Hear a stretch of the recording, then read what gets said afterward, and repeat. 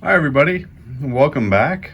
So I have the final reveal of the Foose custom Cadillac Eldorado. I've got to say, the third time's the charm with the paint on this thing. So this thing saw the purple power bath twice. I finally did get what I think was the primer problem straightened out, and I think it was actually two separate things. One, I think there was something on the body of the car itself that was reacting with the primer. And so I had stated earlier, I had used the Tamiya primer once before, and I had an issue with that, stripped that off. And then I went and I used Alclad's black primer. Had an issue with that as well.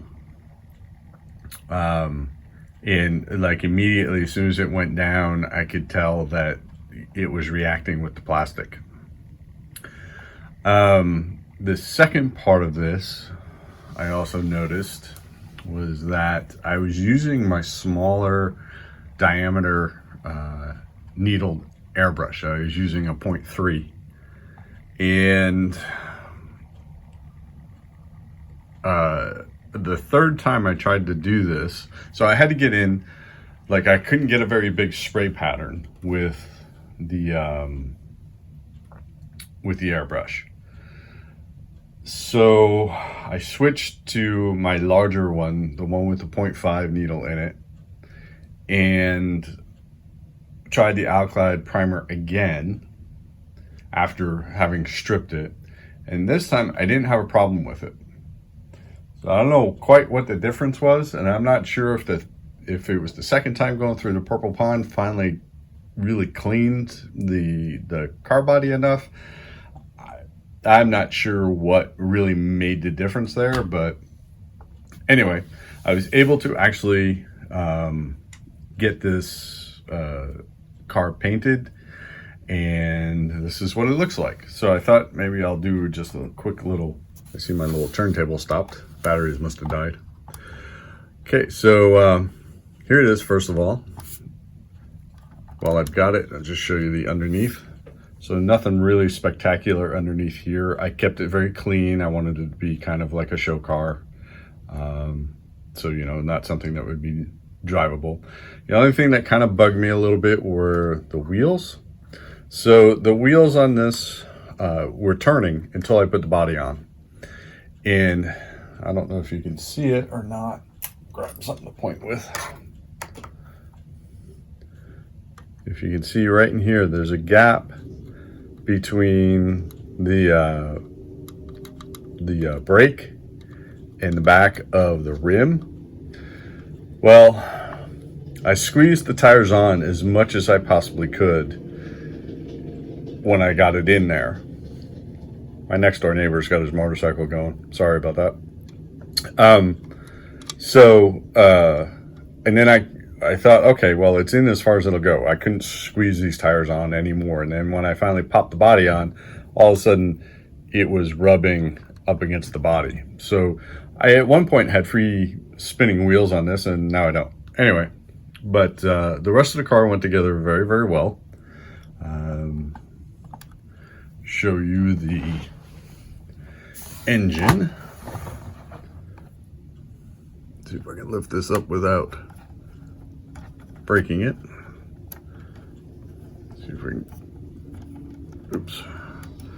That was the other issue too with this, is that once I finally got the car all put together,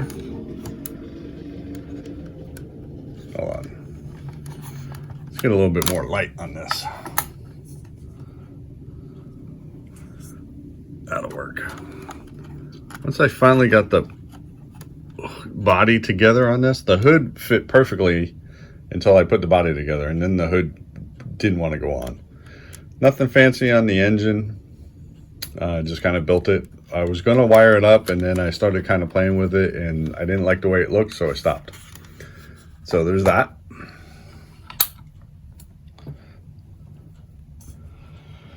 And now, the interior. We're going to take this off. I did not put any seat belts on this. I probably should have, but here's the interior.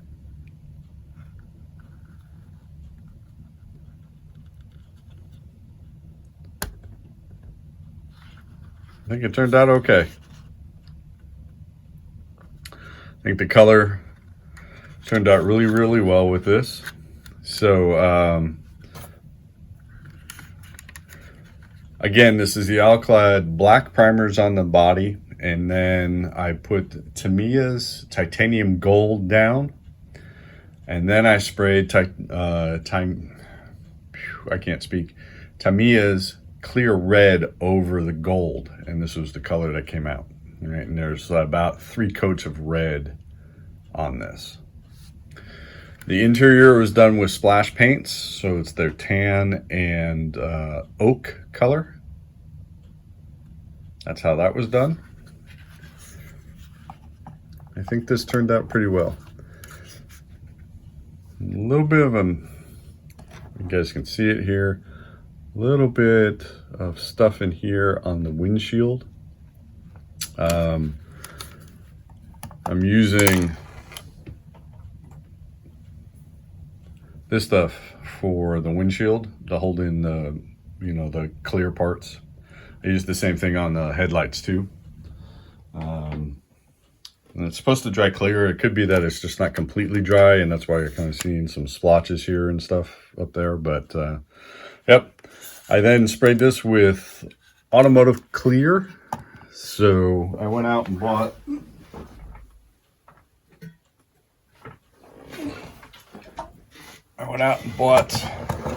at my local automotive place this duplicate color gloss clear coat.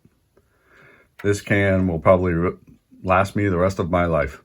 It cost me $30, and after spending some time with the other clears that I have based on their prices and stuff, like especially the splash paint 2K clear, this was ultimately a whole lot cheaper. So I just shake this up really, really good, and then I can put it into the large bore airbrush, and it sprays perfectly fine. I put about 5 coats on this on the car, and then wet sanded it, and then polished it. So there we go. That's what I got, folks. I hope everybody's doing well. I hope they like how this turned out. Oh, I do have to show you before I forget. So like I've said before, each car is not going to get my license plate, V's Minis or V's Mini. So